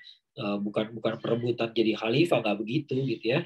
Kenapa sampai lama begitu? Karena orang tuh bergantian datang menyolatkan beliau, menyolatkan Rasulullah SAW gitu ya. Ya bukan menyolatkan doang kan. Ya, orang begitu dengar Rasulullah SAW wafat, dia datang, begitu lihat jenazah beliau, apa sih yang dikerjain? Coba bayangin lah kita kalau ketemu, kalau kita hidup pada zaman itu gitu ya, kita bertemu dengan jenazah Rasulullah SAW, mau kita apain? Ya, ya kalau saya sih saya ciumin dari kaki sampai atas gitu ya. Nah itu kan bayangin kalau seluruh umat Islam yang kemarin pergi haji aja 12 yang pergi haji aja 12.000 orang, ketika perang Tabuk itu bisa 30.000 orang gitu ya. Bayangin sekian puluh ribu orang datang ke Madinah gitu ya. Yang dari sekitar Madinah juga kan dengar berita ya. Begitu dengar berita Rasulullah wafat, berangkat mereka ya. Barangkali ada yang datang sempat lihat jenazahnya, diciumin dulu gitu ya. Nangis-nangisan dulu gitu ya. Maka untuk memandikan beliau itu ya nggak gampang, nggak kayak orang biasa gitu ya. Dimandikan, kemudian dimakamkan ya, baru hari Rabunya gitu ya. Jadi ini bukan masalah orang berebut kekuasaan, bukan gitu ya, tapi karena yang wafatnya Nabi gitu. Yang wafatnya itu Rasulullah SAW gitu ya. Dan semua umatnya itu merasa, ya bukan merasa, semua umatnya itu kalau menurut saya sih ya, semuanya berhak kan gitu ya. Semuanya juga berhak itu pengen lihat wajah beliau terakhir kalinya, ingin cium badannya terakhir kalinya, ingin bertangis-tangisan dulu di sebelahnya barangkali gitu ya. Mereka juga berhak juga kalau ada yang pengen ya berkontribusi ngapain aja lah gitu ya, dimandikan berarti pasti pada yang pengen ngambilin airnya gitu ya untuk memandikan jenazah beliau gitu ya. Lalu disolatkannya pun nggak selesai sekali gitu ya. Nggak bisa sholat jenazah itu sekali buat Rasulullah, nggak bisa ya, karena Masjid Nabawi nggak sebesar sekarang gitu dulu ya. Dengan jumlah orang puluhan ribu datang ke Madinah sekaligus ya berkali-kali gitu ya sholat jenazah gitu ya. Barangkali juga mau dimakamkan tiba-tiba dapat berita, ntar dulu ini dari kabilah ini mau nyusul bentar lagi datang, nah gitu kan, akhirnya lama ya gitulah gitu ya, karena yang wafat Rasulullah SAW ya. Jadi nggak ada konspirasi jahat di sini gitu, intinya gitu ya. Ini cuma masalah yang wafat adalah seorang utusan Allah Subhanahu wa taala. Ya banyak yang sayang sama beliau, banyak yang cinta, jadi butuh waktu agak lama, ya.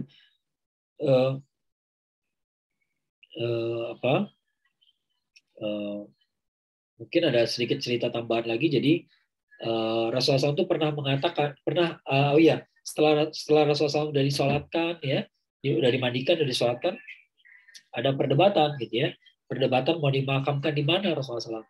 Ya, mau dimakamkan di Mekah kah, di Madinah kah, atau di mana gitu ya, atau di Baqi gitu ya, di pemakaman Baqi. Tapi kemudian kalau nggak salah sih Abu Bakar ya, Abu Bakar yang mengatakan bahwa dulu Rasulullah SAW pernah bilang namanya Nabi itu dimakamkan di tempat dia meninggal. Ya, meninggalnya di mana? Di rumah Aisyah. Maka dimakamkan di situ. Maka rumah Aisyah nggak jadi rumah lagi, tapi jadi pemakaman. Ya, makanya yang nempel sama Masjid Nabawi sekarang jadi makam Rasulullah SAW. Nah itu adalah bekasnya rumahnya Aisyah. Ya, dimakamkan, ya pastinya dimakamkan menghadap kiblat gitu ya, kanannya menghadap kiblat gitu ya. Ini makam Rasulullah SAW gitu ya. Nah nanti setelah itu begitu Abu Bakar wafat, Abu Bakar kan orang terdekat Rasulullah SAW, maka dimakamkan di sebelah Rasulullah SAW, ya, dimakamkan sebelah. Tapi tidak begini posisinya, ya, melainkan begini, ya, kepalanya Abu Bakar sejajar dengan bahunya Rasulullah SAW. Ya, ini posisinya gitu ya. Nah, ketika Umar dalam keadaan Umar itu kan wafatnya, syahidnya tertusuk ya, ditusuk orang dengan belati yang sudah dikasih racun, maka beliau sempat mengalami sakratul maut lumayan lama.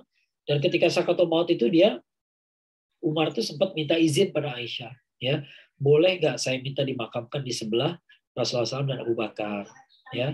Kata Aisyah, sebenarnya saya pengennya itu buat saya, ya. Karena yang satu suami saya, yang satu bapak saya, boleh dong saya di sini, ya. Aisyah tuh maunya begitu, ya. Tapi kalau Umar yang minta, saya nggak bisa nolak, ya. Akhirnya Umar dimakamkan. Jadi Rasulullah SAW di sini, ya, kepalanya Abu Bakar setinggi bahunya Rasulullah SAW, ya, kepalanya Umar setinggi bahunya Abu Bakar, ya. Jadi bahkan posisi makamnya pun memperlihatkan adab, ya, memperlihatkan adab yang baik, ya. Makamnya Umar tidak sejajar dengan makamnya Abu Bakar, dan makamnya Abu Bakar tidak sejajar dengan makamnya Rasulullah SAW, ya. Nah, itu kisah tentang makam beliau gitu ya. Jadi kalau kita datang ke Masjid Nabawi, kita boro-boro bisa ngintip gitu ya bagian dalamnya kayak apa gitu ya. Kalaupun bisa ngintip udah nggak kelihatan apa-apa lagi karena makamnya tinggi begitu ya, tinggi, ada betonnya tinggi, jadi kita nggak bisa lihat gitu ya. Nggak bisa kelihatan lagi gitu ya posisinya seperti apa. Tapi kalau ada juga di internet kok ada yang ngasih lihat denahnya gitu ya. Denahnya kalau dari atas tuh kayak begitu posisinya gitu ya. Ini Rasulullah, ini Abu Bakar, ini Umar, ya. Mudah-mudahan bermanfaat. Itulah kisah kehidupan Nabi kita, uswatun hasanah kita, Rasulullah SAW, yang manusia terbaik yang pernah Allah ciptakan. Kekasih Allah, orang yang sangat kita harapkan bertemu dengan beliau di akhirat kelak, ya. Dan mudah-mudahan apa yang kita bicarakan selama ini, walaupun nggak mesti diingat semua detailnya gitu ya, tapi minimal menambah kecintaan kita pada beliau, ya. Saya juga sampai sini, saya kembalikan pada Pak Ikhwan Fadal. Suaranya belum, Pak? Ya, baik. Terima kasih Ustaz atas paparannya. Ada teman-teman yang mau bertanya, silakan.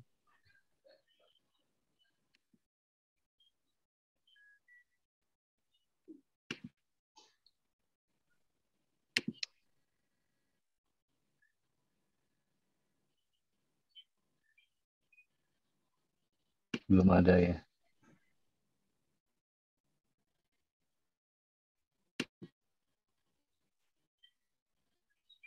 Baik, ada satu pertanyaan Katan. Dari Dr. Saad Sulaiman Lubis. Assalamualaikum warahmatullahi wabarakatuh, Pak Ustadz. Kenapa Rasulullah dimakamkannya di rumah? Ya, seperti saya bilang tadi ya, jadi Rasulullah SAW pernah ngasih tahu kepada para sahabat, kepada Abu Bakar terutama itu ya, bahwa yang namanya Nabi itu, semua Nabi Ya, semua nabi itu ada sifat-sifat yang sama ya. Di antaranya nabi itu semuanya pernah jadi penggembala. Nabi itu semuanya semua nabi itu penggembala. Kemudian bumi tidak memakan jenazah nabi. Ya, itu nabi pernah mengatakan itu pada para sahabat ya. Dan di antara kesamaan semua nabi adalah nabi itu dimakamkan di tempat meninggalnya. Ya, jadi walaupun disolatkannya di Masjid Nabawi, begitu mau dimakamkan dibalikin lagi ke rumah Aisyah. Ya, karena meninggalnya di rumah ya maka dimakamkan di situ. Ya, tidak di tempat lain. Ya, Aisyahnya pastinya pindah setelah itu gitu ya. Itu nggak jadi rumah lagi gitu ya. Jadi tempat makam Rasulullah SAW. Ya. Itu alasannya. Nah, kita nggak tahu nabi-nabi yang lain kayak gimana ceritanya, mereka wafat di mana, maka disitulah dia dimakamkan. Ya, kalau menurut hadis Rasulullah begitu. Ya. Ini mungkin ada pertanyaan, kalau kita dimakamkan di rumah gimana Ustaz? Kalau kita, ya sebenarnya ada larangan sih ya. Larangan kita tuh nggak boleh dimakamkan di tempat yang ada atapnya. Ya, nggak ada atapnya, nggak boleh ada dindingnya, nggak boleh. Kenapa? Karena nanti orang jadi tidur di situ, jadi terlalu betah di situ gitu ya, jadi kelamaan di situ. Kita perlu berziarah kubur, itu perlu gitu ya, tapi jangan sampai terlalu nyaman, jadi ada kuncetnya segala macam gitu ya. Kan praktek-praktek yang tak beres kamu muncul dari situ gitu loh ya, dari makam-makam orang-orang soleh, orangnya soleh gitu, tapi penghormatan kepada dia tuh kadang-kadang berlebihan gitu ya, akhirnya jadi keterusan. Ya, nah, ada saran jangan di rumah dalam arti dalam rumah ya. Kalau di halaman rumah lain soal, bebas-bebas aja ya. Jadi kita punya tanah gede gitu ya, kita mau halaman belakang tuh kita kapling, nah ini buat keluarga kita gitu ya, boleh-boleh aja ya, itu nggak masalah ya. Kalau dalam rumah atau dibikinkan rumah ya itu jangan ya. Jangan, biarkan aja makam biasa aja ya. Baik, Ustaz. Ustaz, pertanyaannya, kalau meninggal di hari Jumat katanya itu hari yang baik untuk meninggal. Nah, Rasulullah tidak meninggal di hari Jumat. Mengapa demikian, Ustaz? Padahal Rasulullah adalah pasti masuk surga nantinya. Jadi sehingga bertolak belakang dengan hal-hal yang kita percayai saat ini. Itu kan logika matematika ya. Jika A maka B, bukan berarti jika B maka A. Jika wafat hari Jumat itu baik, bukan berarti jika baik maka wafat hari Jumat. Nggak mesti gitu ya. Banyak orang baik tidak wafat hari Jumat gitu ya. Jadi nggak mesti orang baik itu wafat hari Jumat. Tapi wafat hari Jumat itu suatu kebaikan. Ya, ada satu kebaikan. Satu kebaikan bukan berarti jaminan juga gitu ya. Tapi itu satu kebaikan. Ya, itu satu kebaikan saja gitu ya. Nggak berarti dia akan selamat dari neraka, nggak ada juga jaminan kayak begitu ya, cuman kebaikan saja, satu poin aja kebaikan gitu ya, nggak menghapus semua dosa nggak gitu ya, nah, gitu. Jadi Rasulullah SAW yang wafatnya Senin, dan itu semua riwayat jelas soal itu ya, tidak ada yang mengatakan hari Jumat ya. Betul ya, kan sama aja mati syahid itu baik, tapi Nabi kita nggak mati syahid. Nah, gitu ya, nggak mati syahid ya, tapi kan derajat beliau tetap aja di atas para syuhada kan di surga nanti kan, nabi, siddiqin, syuhada, solihin ya. Jadi bukan berarti kalau baik harus mati syahid, nggak juga ya. Khalid bin Walid jadi panglima perang, matinya nggak syahid malah ya. Matinya malah tempat tidur ya. Itu ya itulah gitu ya. Jadi bukan berarti orang baik semuanya mati syahid atau hari Jumat, nggak selalu. Atau jadi yang meninggal di bukan hari Jumat bukan berarti tidak baik juga ya Ustaz ya? Iya, jangan dibalik gitu ya. Kalau nggak hari Jumat berarti nggak baik, nggak juga gitu ya. Iya. Nanti salah kaprah, nanti malah bikin marah orang ya Ustaz. Ini ada pertanyaan dari Dr. Putri Wahyuni. Izin bertanya Pak Ustadz, kenapa Rasulullah memberi hukuman untuk mengucilkan 3 orang yang tidak ikut berperang, padahal mereka sudah minta maaf dan hukuman tersebut bukan atau belum ada perintah dari Allah. Terbukti para sahabat bergembira saat diumumkan bahwa kesalahan tersebut sudah diampuni. Ya, karena itu dosa besar. Gimana tuh Pak Ustadz? Itu dosa besar ya. Jadi disuruh pergi jihad tapi nggak pergi jihad, itu dosa besar ya. Maka dihukum oleh Rasulullah SAW. Itu nggak perlu ada perintah. Rasulullah SAW nggak selalu nunggu perintah kayak begitu sama Allah gitu ya. Tapi ketika Rasulullah SAW melakukan sesuatu dan tidak ada teguran dari Allah, maka itu pun adalah sebuah perintah dari Allah juga.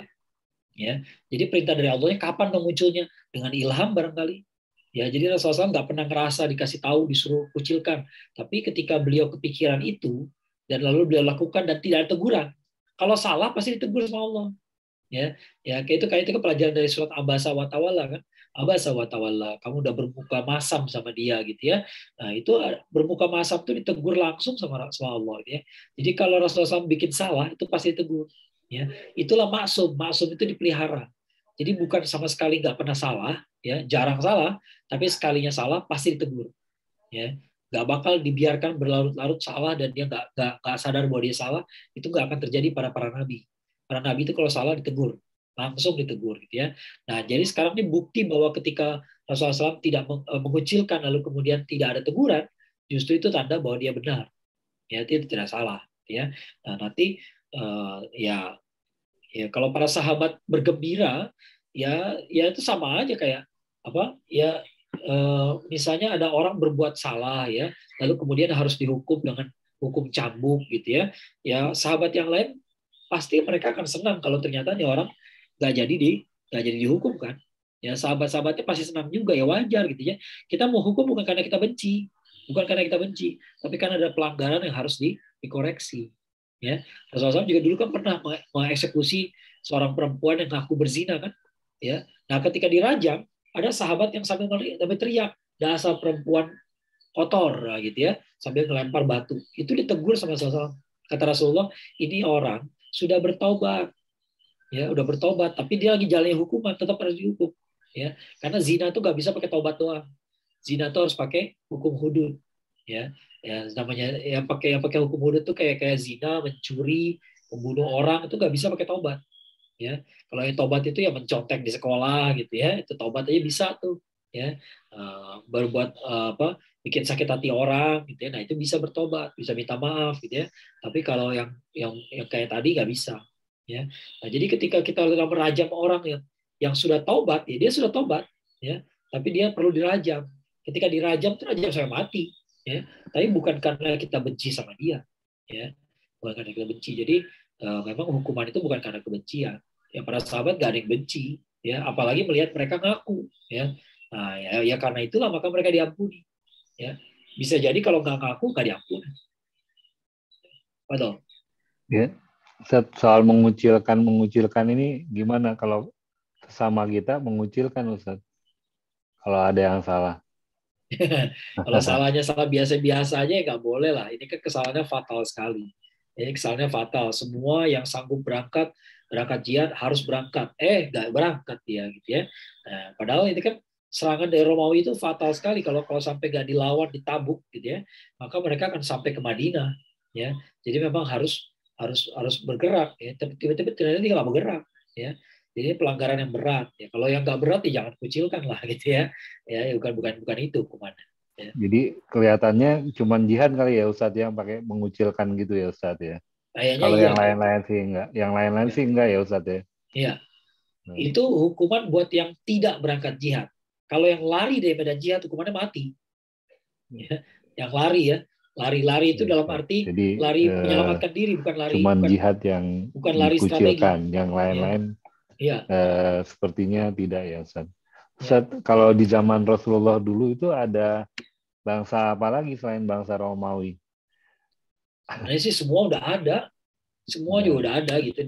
Di Indonesia pun udah ada juga orangnya. Ya, ya udah ada manusia juga pada saat itu gitu ya. Cuman peradaban yang lagi besar pada saat itu ya Romawi dan Persia. Ya, Mesir udah nggak besar lagi. Mesir pada saat itu udah dikuasai sama Romawi. Ya, jadi udah bukan masa kejayaan dia lagi. Cina juga udah ada, tapi Cina itu agak jauh.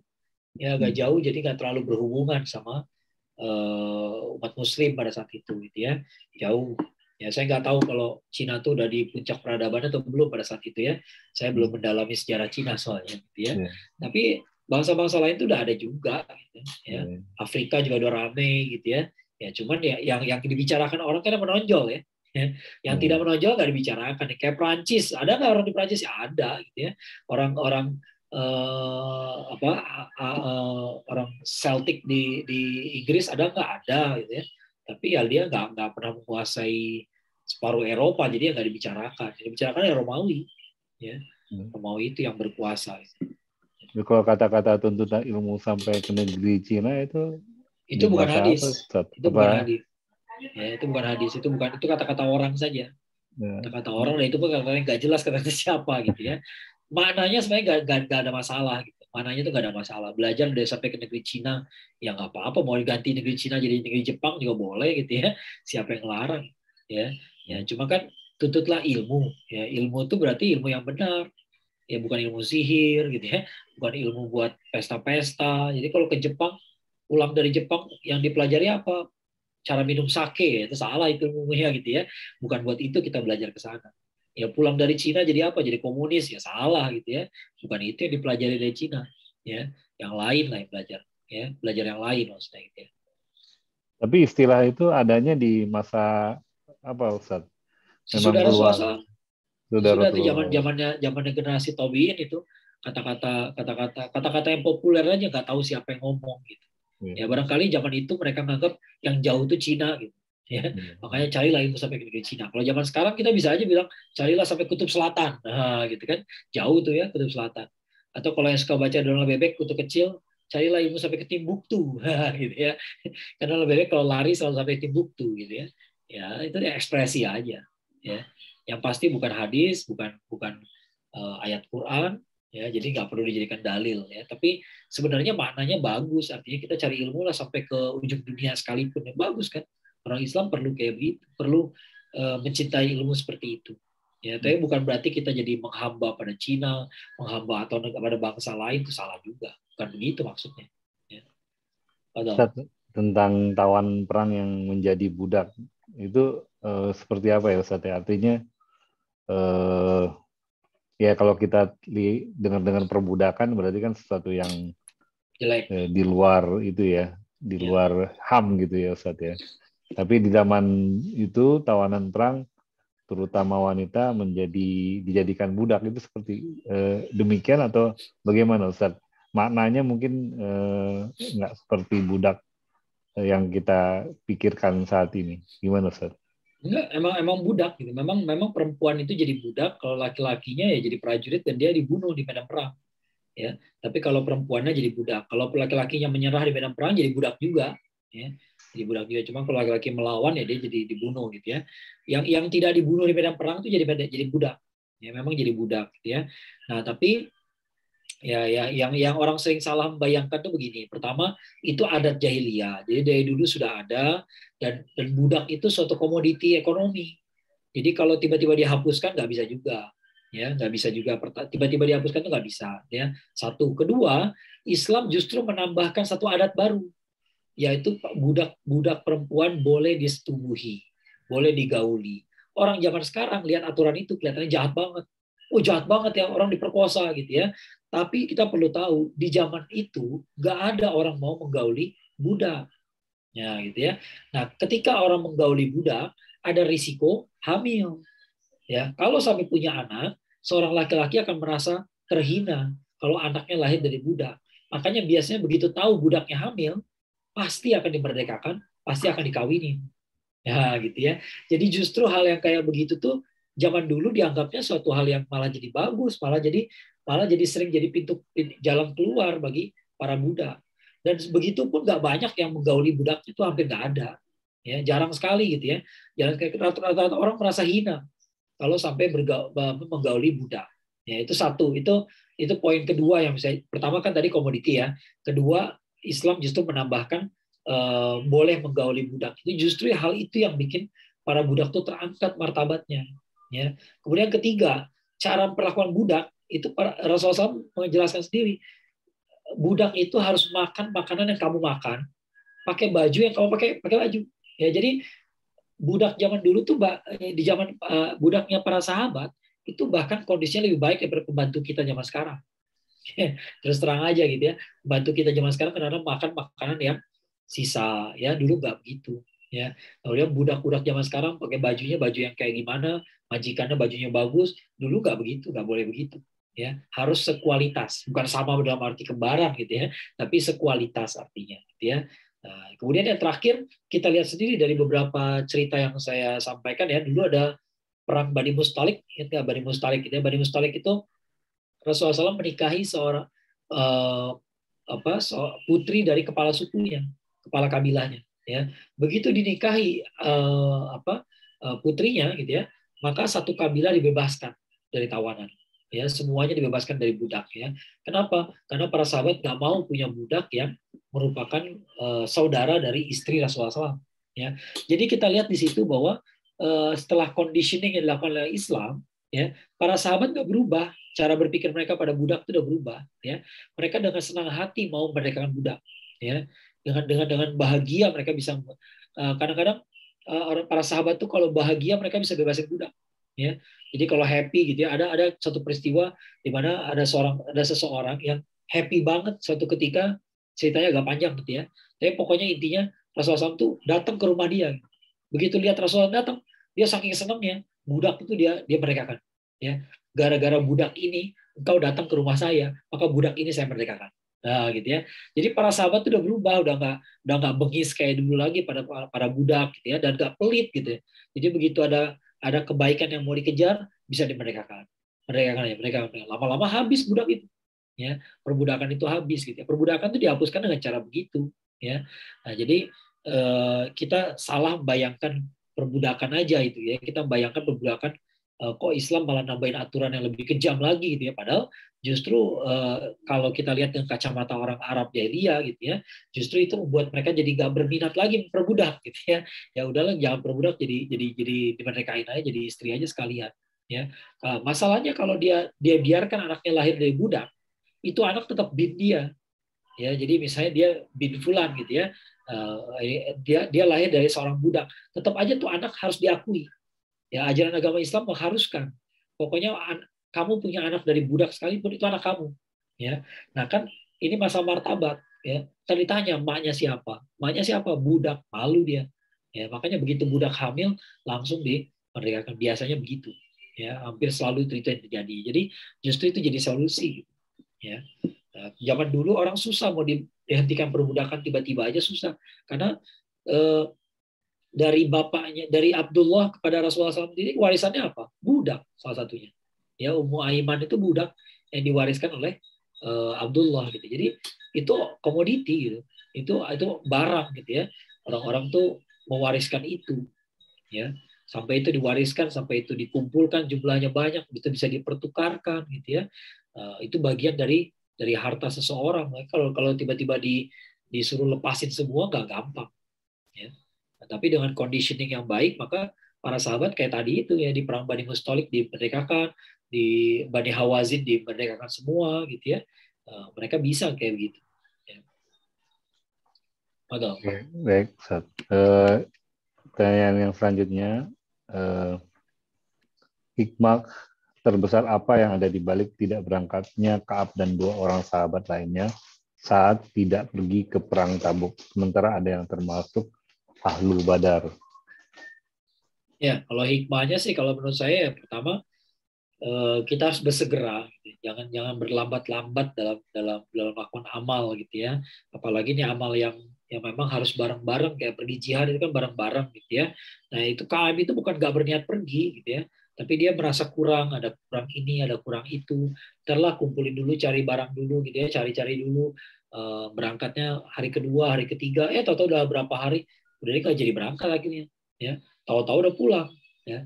Jadi pertama, bersegeralah, jangan ditunda-tunda gitu. Kalau punya niat baik tuh jangan tunda ya.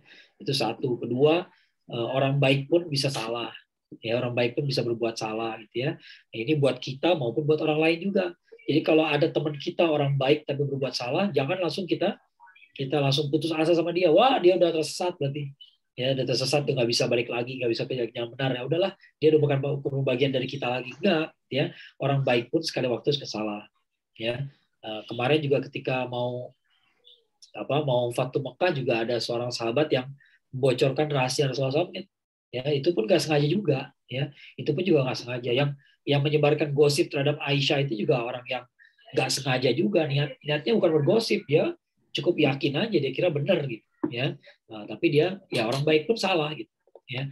Nah, jadi kita kalau melihat orang lain berbuat salah, jangan lupa sama kebaikan-kebaikannya. Ya. Di sisi lain, kita juga mengaca pada diri kita sendiri, gitu ya. Kita yakin kita orang baik, gitu ya.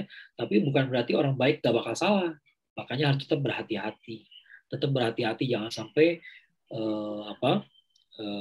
kebablasan, jangan sampai lalai, jangan sampai lupa, gitu ya. Ya orang baik pun sekali-kali salah juga. Ya, nggak ada orang nggak pernah salah tuh, nggak ada. Ya. Itu mungkin pelajarannya. Aduh. Ustaz, tadi ada soal mata-mata, Ustaz. Memang dari zaman dulu ternyata memang ada ya, memata-matai itu, ya. Berarti Islam juga memberikan ruang untuk memata-matai ya, Ustaz, atau gimana, Ustaz? Ya, tapi konteksnya perang ya. Konteksnya perang ya. Perang itu bukan berarti harus perang fisik banget ya. Kan misi intelijen itu terjadi sebelum perang fisik ya. Nah, tapi dalam rangka perang, artinya kita ini memata-matai siapa? Mata-matai musuh. Kalau mata-matai saudara sendiri namanya tajasus, nggak boleh itu. Ya nggak boleh kita cari-cari kesalahan orang gitu ya, kita buntutin dia gitu ya, nggak boleh gitu. Tapi kalau dia musuh boleh ya. Makanya Rasulullah bahkan mengatakan perang itu tipu daya. Jadi kalau perang ya jangan polos-polos amat gitu ya, ngasih tahu ke orang gitu ya. Nanti kita mau nyerang ya. Nah, ini kita tunggu di lapangan. Wah, itu sok-sok jantan, tapi kalau perang nggak boleh kayak begitu. Ya, kalau perang ya harus dengan tipu daya gitu ya. Tipu dayanya asimetris dari pertanyaan gitu ya. Boleh-boleh aja. Pokoknya ya musuh juga punya pakai tipu daya kan. Ya kita juga lah. Kita jangan polos-polos amat. Ya, jangan perlihatkan semua potensi kita kepada mereka. Jangan kasih lihat semua amunisi kita gitu ya. Sembunyikan. Ya, kita ngomong belak-belakan sama saudara-saudara kita aja, sama yang bukan saudara-saudara kita ya jaga-jaga, jaga jarak gitu ya. Nah, jadi sekali lagi misi intelijen itu berlaku kalau ada kasus memang dalam rangka perang ya, walaupun perangnya baru besok gitu ya, tapi malam ini sudah atau bukan malam ini, kalau namanya perang sih perangnya bulan depan, dari sekarang udah ngumpulin informasi gitu ya. Kalau kita definisikan dia sebagai musuh gitu ya, maka dia boleh dimata-matai gitu ya. Kita bikin kirim mata-mata buat orang Zionis, boleh, itu boleh banget gitu ya. Perangnya kapan nggak tahu, kita kumpulin data aja dulu ya, boleh gitu ya. Tapi kalau kepada saudara sendiri jangan, ya itu nggak boleh. Sepertinya pertanyaannya sudah habis. Kita sampai pada akhir kajian. Mohon Ustadz bisa memimpin doa pada hari ini, Ustadz. Ya. Silakan, Ustadz. Kita awali doa kita dengan Ummul Quran, surat Al-Fatihah. A'udzubillahi minasyaitonir rajim. Bismillahirrahmanirrahim. Alhamdulillahirabbil alamin. Ar-Rahmanir Rahim, Maliki Yaumiddin. Iyyaka na'budu wa iyyaka nasta'in. Ihdinas siratal mustaqim. Siratal ladzina an'amta 'alaihim ghairil maghdubi 'alaihim waladdallin. Amin.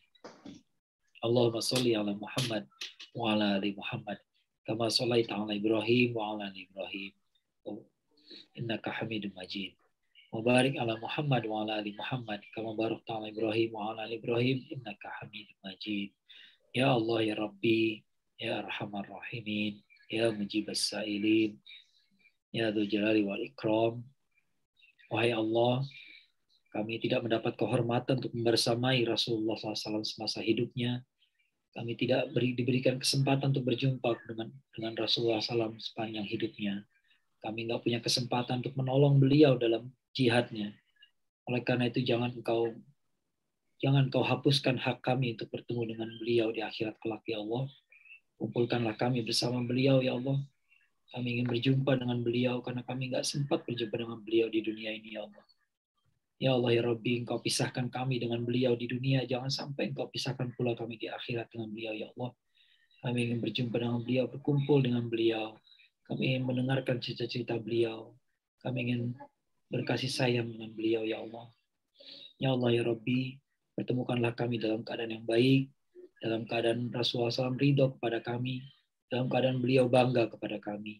Tuntunlah kami supaya kami bisa membanggakan beliau ya Allah. Tuntunlah kami supaya beliau tidak membenci kami di akhirat kelak ya Allah. Rabbana zalamna anfusana wa lam taghfir lana wa tarhamna lanakunanna minal khasirin. Rabbana la tuzigh qulubana ba'da idh hadaytana wa hab lana min ladunka rahmah innaka antal wahhab. Rabbi ighfir lana wa liwalidayna warhamhuma kama rabbayana shighara. Allahumma ajirna minan nar, Allahumma ajirna minan nar, Allahumma ajirna minan nar. Rabbana hab lana min azwajina wa dhurriyyatina qurrata a'yun waj'alna lil muttaqina imama. Rabbana atina fid dunya hasanah wa fil akhirati hasanah wa qina adzabannar. Subhana rabbika rabbil izzati amma yasifun wa salamun alal mursalin walhamdulillahi rabbil alamin. Amin ya rabbal alamin. Alhamdulillah rabbil alamin. Kajian kita malam ini sudah selesai dan kajian Sirah Nabawiyah juga selesai ya Ustaz ya. Insya Allah kita bisa dipertemukan lagi di kajian-kajian yang lain dan semoga kita selalu diberi kesehatan dan keselamatan oleh Allah Subhanahu wa taala.